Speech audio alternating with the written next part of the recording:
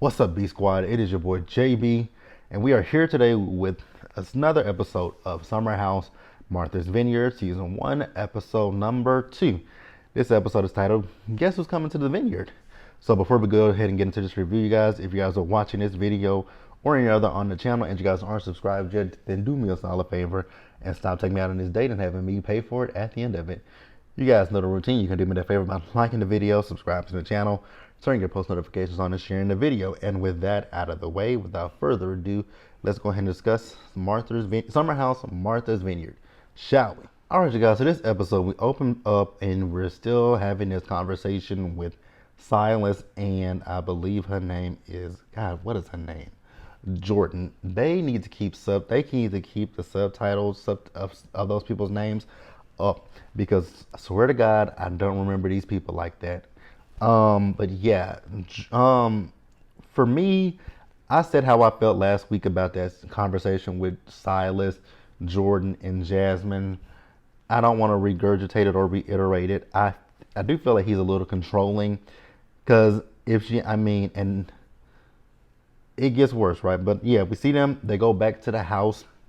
What I will say is, yeah, bravo.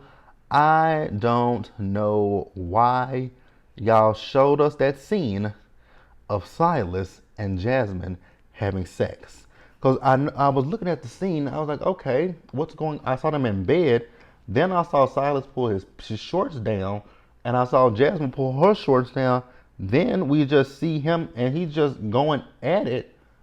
And I was like, oh, this is something I swear to God I did not want to see, right? So I see why Jasmine is the way she is, right? Jasmine is very much so a Stepford wife, and it's fine. That's what she wants to be, because the next morning we see her as she's up cooking breakfast for Silas. And I was like, girl, what do you do with your day?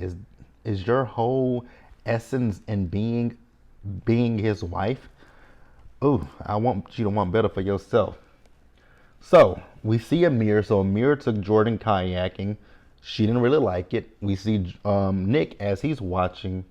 Nick and his big ass forehead looking like Farnsworth Bentley. He gives hater vibes, and he gives very much lame and jealous, right? If the girl ain't gave you no time, no play, no action, why are you looking at what Amir did and looking at it as if, oh, he didn't put no thought into that? Obviously, he must have put a little bit of thought into it to have it ready for her. But I mean, she didn't seem to enjoy that kayaking. Neither would I. That's not the first thing I want to do in the morning. I don't want to go kayaking the first thing in the morning. I mean, maybe we can go for a little, if there's a pool, maybe we can go in the pool and have a little swim for a workout. But to go kayaking in muddy, dirty water, swampy water, nah, I'm going to go ahead and pass on that one. So, yeah. So, let's pause here and move forward. So, we see them as they went bowling, right? And Bria. Can I just say one thing to your love? I know that Milo is he is your service animal, right? He's your emotional support animal, right? I get that. Why did you need him to go bowling? And then on top of that, that backpack that he was in, Milo looked like he was scrunched up in that damn backpack. I really felt bad for Milo. So, Jasmine, once again, the only thing that I can say about Jasmine is she just really annoys the shit out of me. She's very, very annoying. I would say she gives a type A personality, but she's just very annoying, right? So, Bria, now remember, they had a whole issue with Bria bringing Milo and not asking, right? So she asked them, can her boyfriend come? He wants to come, I think, the last 3 days of the trip or something like that, or the last week of the trip or something like that. So Bria talked to the hosts, which are the Coopers. Once again, Jasmine, I don't know what Jasmine's issue is, right? Because one part of me feels like she likes being a married woman, but then another part of me feels like she does not like being a married woman. She wants to go back to that single life. Like, girl, pick which one you want to do. Now, I know there's something about Silas. Silas ain't got no top lip. Silas has no top lip whatsoever. Ugh. So we see Mariah. So Mariah was talking to the group about doing now I don't know if she was saying moon mask or miss. I don't know what she was saying, but she want to do something when they get back to the house, right? So they do get back to the house and they do whatever it is that Mariah wanted to do. Now, at one point you can look at Bria. So I guess it's cold outside because one minute you see Bria, she's huddled, she's she look like she's a she's just covered up, and it's just like, girl, how cold is it outside? Then the next minute you look at the camera pan to Bria. Bria was knocked out. I was like, damn. Number one, how cold was it outside? Number two, what time of night was this, right? Because it was pitch black outside. Now, what I will say is, I'm someone who, even if I don't understand what we're doing, I will go along with it and support people because that's who I am, right? I'm not going to disrespect anything that anybody does because I just think that that's rude, right? And a lot of them were very disrespectful to Mariah. Now, we'll talk about Mariah as we get into it, because Mariah talks about energy, but girl, your energy is dark as well. Like, you got a negative energy as well, but that's neither here nor there. So Shanice finally arrives, and so she says because of her job, she can only come on the weekend, right? So Nick looked at Shanice like, oh, that's not the person that I saw on Instagram. Okay, you know what, Nick? I want to like Nick, but I don't like Nick because Nick is he gets very much judgmental. Like, ugh, loosen up, shake, do something. Like, ugh, he gets on my nerves already. Majority of his cast gets on my nerves. Let's just keep it a buck with each other. So we see as they were going out, right?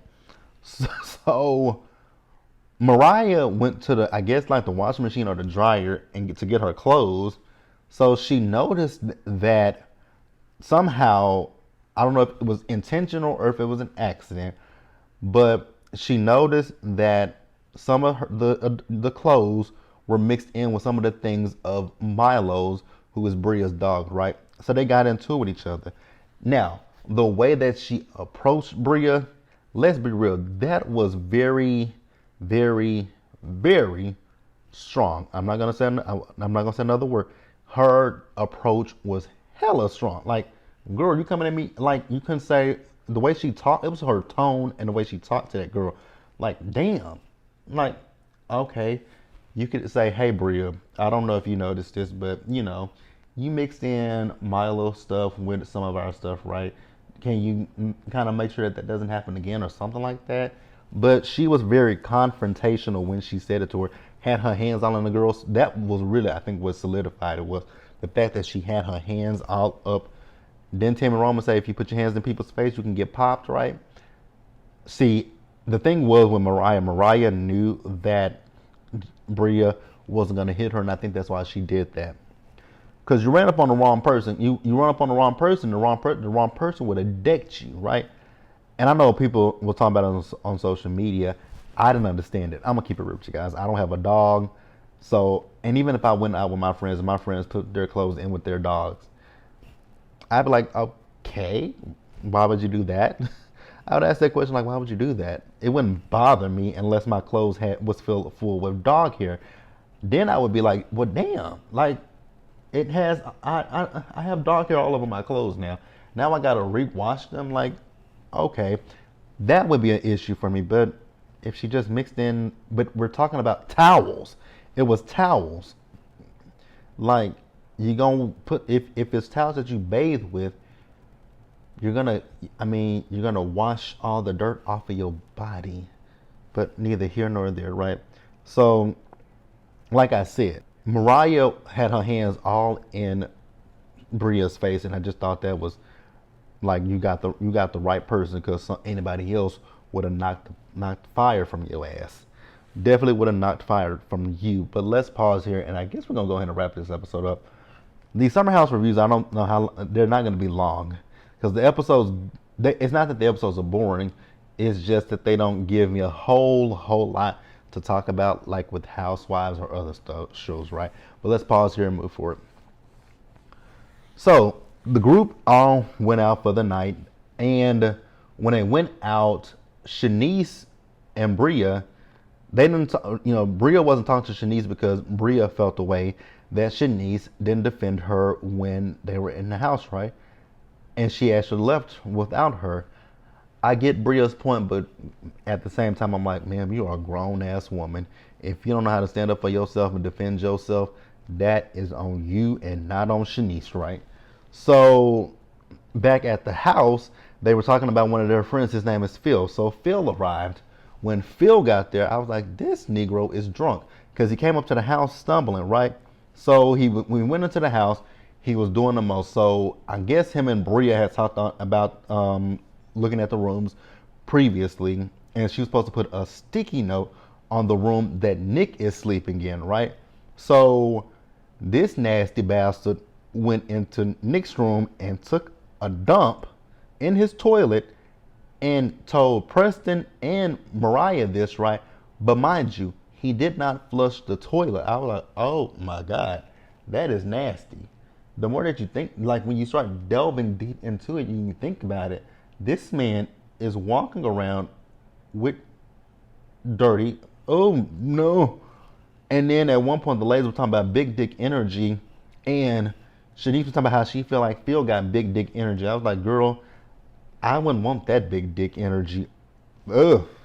Because that just, if you go into the bathroom and do number 2 in someone's bathroom and you did not flush the toilet, that also means that you did not wipe your ass when you got up from that toilet.